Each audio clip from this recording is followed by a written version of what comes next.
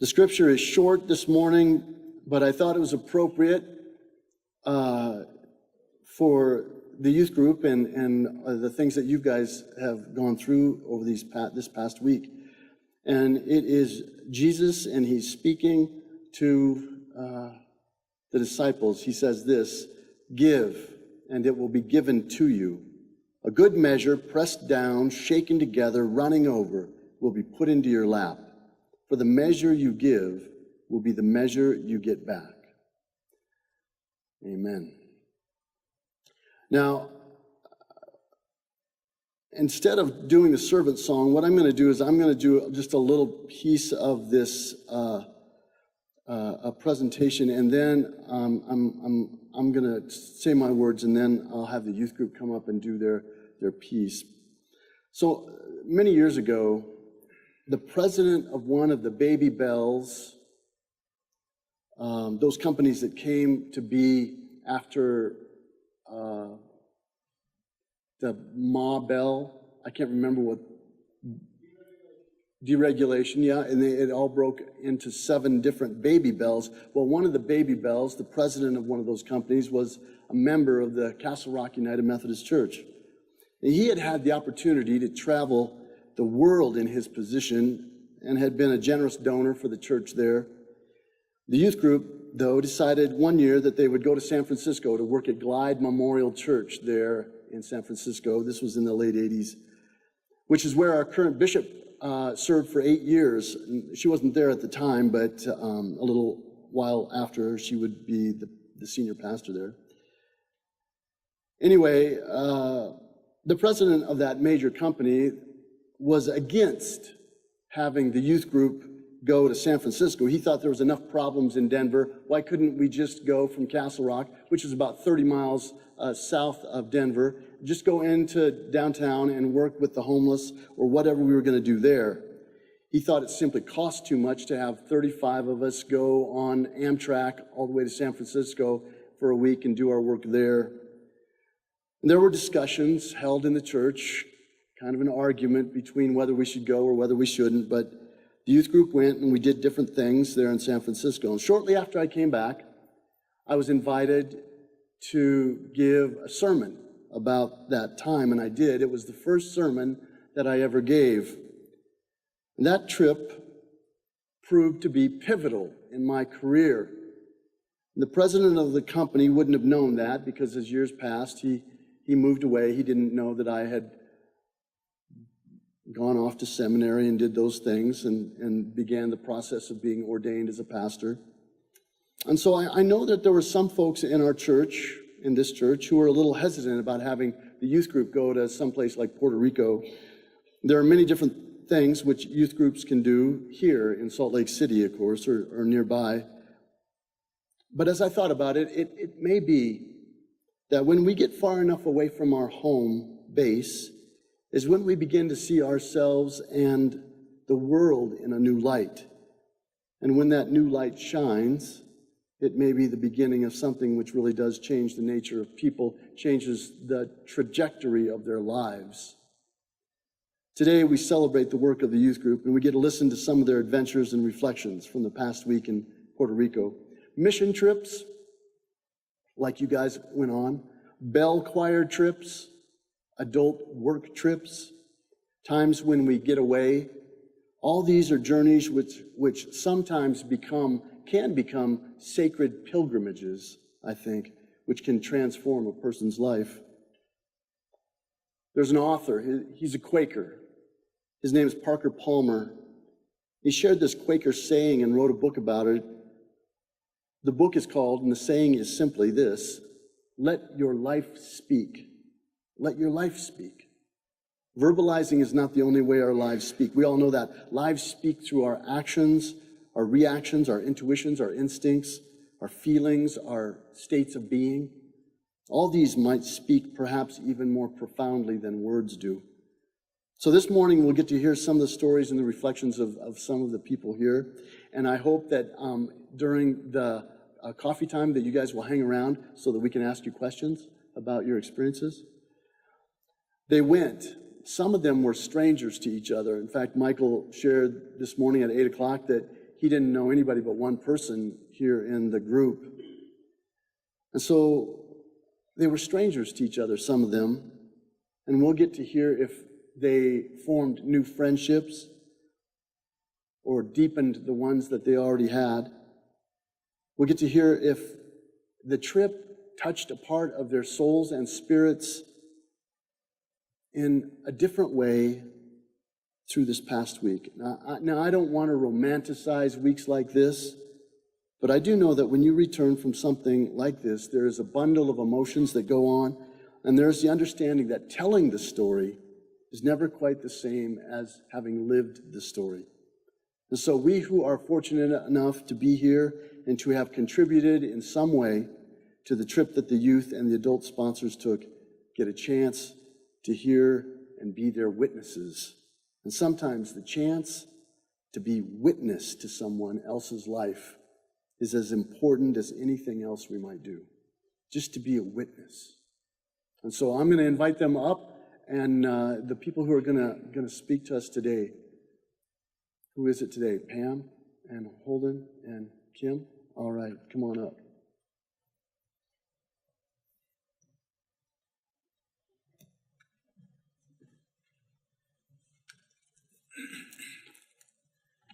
Hi, my name is Kim. I'm one of the youth leaders that went on the trip, and I really want to say thank you to you as a congregation for making this happen.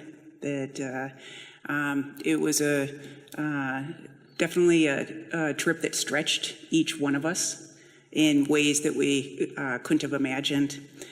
I was very impressed with each one of the youth, with how much they worked, how they didn't whine, and how they were able to engage with the community there.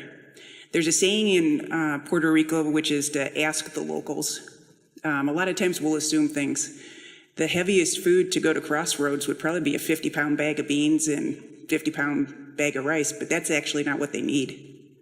And so oftentimes we'll make assumptions that we know what someone else needs without listening. And I'm impressed as I read through the Bible, and you know this, that each time you read it, it kind of hits you in a different way, that Jesus never assumed what somebody need. He would ask them, what do you want of me? And so that was an important message that we learned on this trip. The amount of destruction that's still present in Puerto Rico is, it's unfathomable to me. And we were in what I consider a nice area. There's 78 different cities that make up the entire island. And where we were at, most buildings were intact, but there still were some where the entire side is crushed down, roofs are missing. There's parts of the island that still have no electricity and no water. Where we were at, the day would begin with, we were divided into 5 groups, with a group from Minnesota, a group from Pittsburgh, and then our group. And the kids would blend into 5 different groups for the 5 different work sites. So the day would begin with one of the groups starting to make breakfast at 6:45. After breakfast, another group would do the cleanup in the kitchen. Another group would do a cleanup in the facility where we were staying at, which was a church.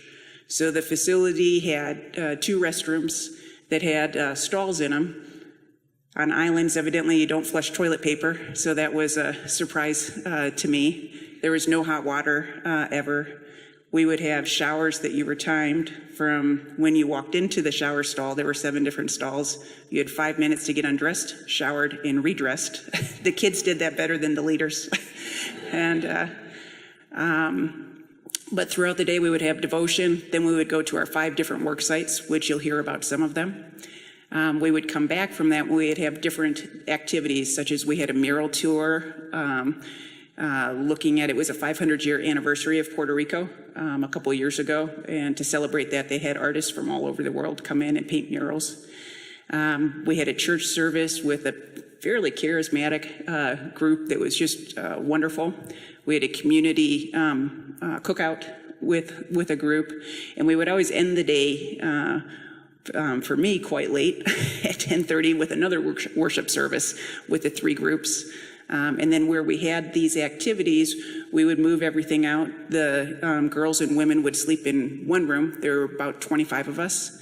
and then the young men and the men would sleep in 2 separate rooms. And so that's kind of the logistics of what happened. The group that I happened to be with was out on a farm. And the question was asked to me by a neighbor when we got home, was it worth the money that you guys spent? Couldn't you have done more good here for that? In talking to the locals, which we were so lucky to meet a lot of them, the level of corruption, as is the case anywhere, but particularly there, is quite high. It was a fair chunk of change for us to travel, and I'm confident that if we had just sent those funds to Puerto Rico, that a majority of it would not have reached where we intended it to reach. The group on the farm, we drove about 30 minutes outside of Arecibo, and when we got to the farm, there was no electricity, no running water. There's a team of 2 oxen that plowed the fields. Our job, that Nolan was in my group, Max was in my group, Zach, and then Jack were in my group. We'd go up and cut down trees, haul those down to make fence posts where they had dug the holes. We would have barbed wire. A lot of it was old that we would have to move. We would remove the clips from the barbed wire and then reuse those in other areas. We packed our lunches and then packed lunches for the farmers that were there, which were 2 men. And they didn't ever bring any food for themselves. So I think if we didn't bring them that lunch, I don't think they would have had a meal at that time. I was lucky enough, I was older than 18, so I got to do the machete. And so, but we just did a lot of physical labor, but also listened. I'll just finish with one last thing. One of the youth, while swimming in the ocean, actually hurt his leg, and he was fine, but he had to shift sites to a different site, and he had to be flexible. And I was quite impressed with all the youth, with their ability to be flexible when we asked them to do things that we would not ask of them here. And I feel as though your investment that you made in the youth is huge, because one of the challenges that they gave us is, what are you going to do when you go back home to help change things in a better way? How are you going to listen to what people need? So thank you very much.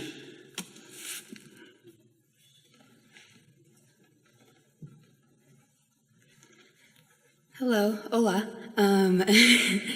I was at a school that was also a shelter for girls that were in abusive situations, and it was a private school, and we were able to talk to some of the girls that went to that school, and they said that the living area where the girls stayed was completely taken out, and during the hurricane, and the walls were in and the roof was down, and the only thing that was still standing was this angel on the wall, and it wasn't attached to anything.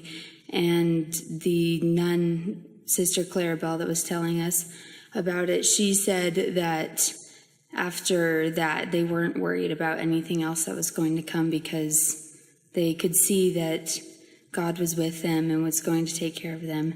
And that was really cool. And some of the seniors at the school, each year the seniors get to paint the school a different theme. And last year it was Moana, this year it's Zootopia. And so it was really cool to see how they were able to be so resilient, and they were able to repaint over everything that had happened. And they were also lighthearted and happy to see us, and were very welcoming. It was a really fun time, and I was so happy to have learned some Spanish while I was there and to learn some of their customs. So thank you all so much for supporting us and letting us go. We had a really great time.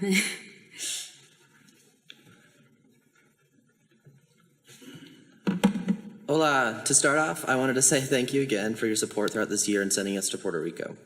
One of the first things we did was divide into crews. I was in the Habichuelas crew, where we worked at a church called Pesca. PESCA stands for Proyecto Educativo Sostenido Crecer y Aprender, which roughly translates to Project to Educate, Sustain, Believe, and Learn, which, to start off, I really thought was very meaningful when we were there. At PESCA, Jeff and Zach Teed and Max and I, we spent the week painting a steel fence, doing yard work, laying cement, sorting at a food pantry, and eating amazing freshly cooked meals every day and playing dominoes with the congregation. On our first day, after a few hours of painting, an ice cream truck came and gave us an awesome opportunity to get some authentic Puerto Rican homemade ice cream. After our dessert break, the pastor of the church walked us around his property and showed us places where the hurricane had and hadn't hit. There were places where you could clearly see that there were big trees and structures that had been uprooted and knocked over, but there was an abundance still of fruit trees and fruit bushes around the area. Every night when we talked at our gathering, we did a portion called Yay Gods, where we talked about where we saw God working here in Puerto Rico. And I talked about how, while at the church, even in the midst of this hurricane, these fruit trees and bushes had still stayed up. And I just thought that was very moving. It was how I saw God working in Puerto Rico in the midst of the hurricane. As the week went on, we were immersed more into the culture, and I felt by the end of the week, we were able to really act as Puerto Ricans. I was able to translate for my group on days where our translator wasn't there, which allowed our group to hear more meaningful stories about their lives in Puerto Rico. One woman told us, we asked her about the hurricane, and all she could just say was how terrible it was, which was really sad to be around. But by the end of the amazing week, it was hard to say our final goodbyes, but we know that we will never forget the new friends we made and the amazing experiences shared.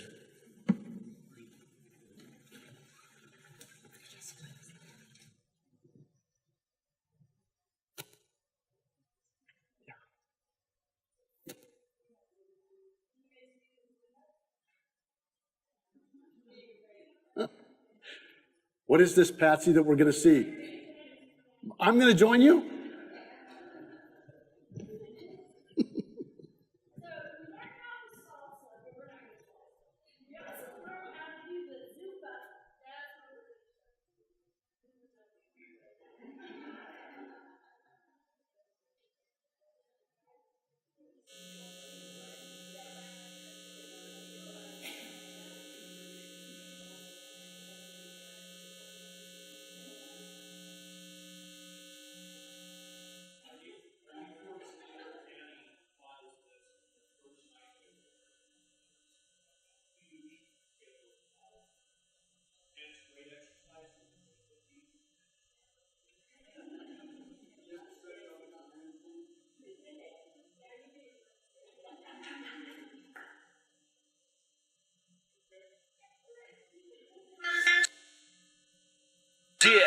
Ella next. Una vez más. Tempo. Suelta la hora. Everybody dancing loco with the flow. Boom, boom, boom, boom, boom, boom, boom. Bailalo. Everybody dancing loco with the flow. Boom, boom, boom, boom, boom, boom. Pégate, sígueme, dale, quiero verte bailar. Fuego, que quema, traigo la sazón pa' gozar. Y viene Heidi quemando otra vez, bailando, gozando hasta amanecer. Todo el mundo rompiendo baldosa de pie. Dime qué pasa, qué es lo que es. Todo el mundo, hey, vamos, jala. Everybody, hey, vamos, jala. Conmigo, hey, vamos, jala. Jalando todo el mundo. Jala. Sigue jalando. Jala.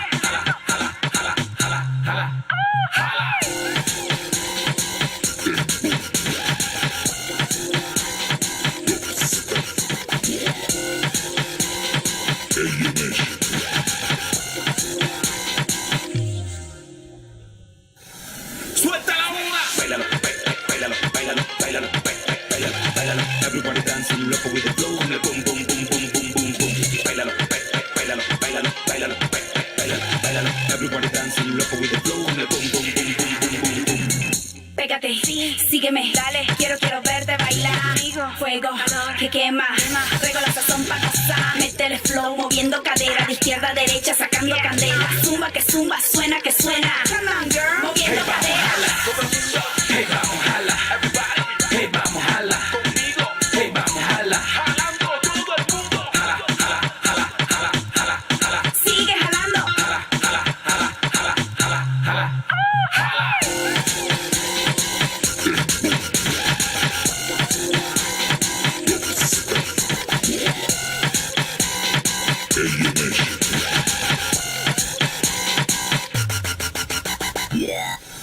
Suelta la bola. Bailalo, bailalo, bailalo, bailalo, bailalo, bailalo. Everybody dancing loco with the flow. Boom, boom, boom, boom, boom, boom, boom. Bailalo, bailalo, bailalo, bailalo, bailalo, bailalo. Everybody dancing loco with the flow. Boom, boom, boom, boom, boom, boom, boom. Pégate, sígueme, dale, quiero verte bailar. Fuego que quema, traigo la sazón pa' gozar. Y viene Heidi quemando otra vez, bailando, gozando hasta amanecer. Todo el mundo rompiendo baldosas de pie. Dime qué pasa, qué es Hey, lo que vamos, jala, es. todo el mundo. Hey, vamos, jala, everybody, everybody. Hey, vamos, jala, conmigo. Hey, vamos, jala, jalando.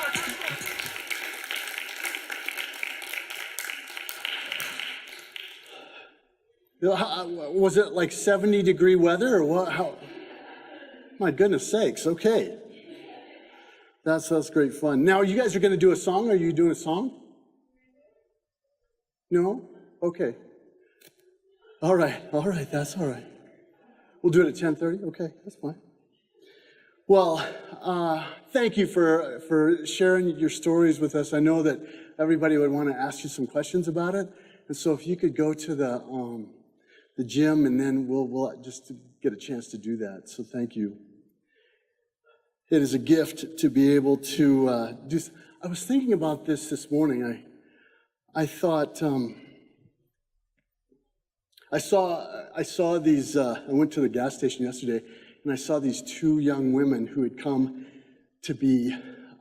They were Mormon missionaries, and so they'd come to see me. I don't know, a couple months ago, I guess it now, and I thought to myself, how, because I heard this from Dale, actually. He had gone on a trip, but how the parents of LDS youth are so proud of their youth when they go off to their mission. They're really proud of them and the different places that they go in the world. And I thought to myself, we are proud of you that you got a chance to go out to Puerto Rico. How many people get to do that? Not very many people, I can tell you. So we're proud of you for using a week of vacation, of your summer vacation, because I know how precious that is, to be able to do work out there. So thank you, seriously, for going out there to do that. All right, we're going to end with a song. I'm just a poor wayfaring stranger, traveling through this world of woe, but there's no sickness,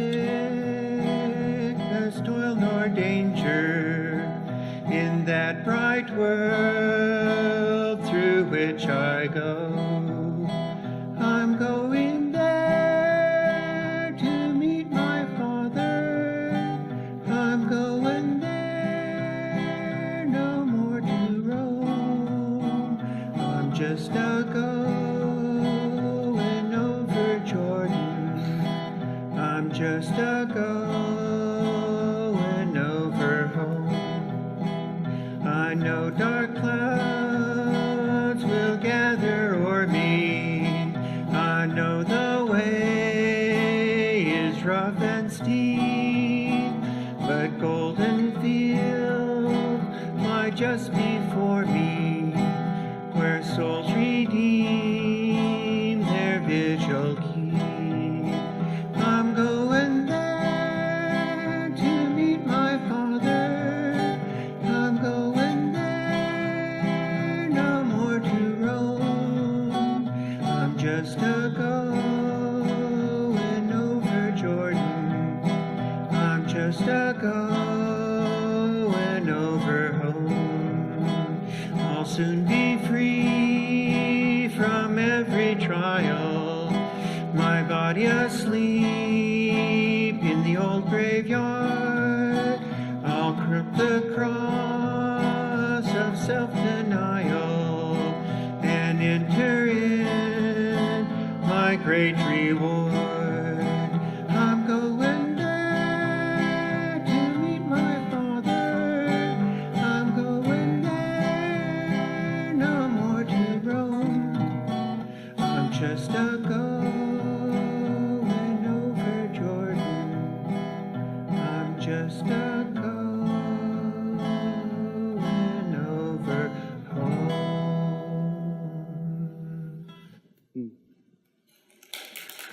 Thank you, Fred.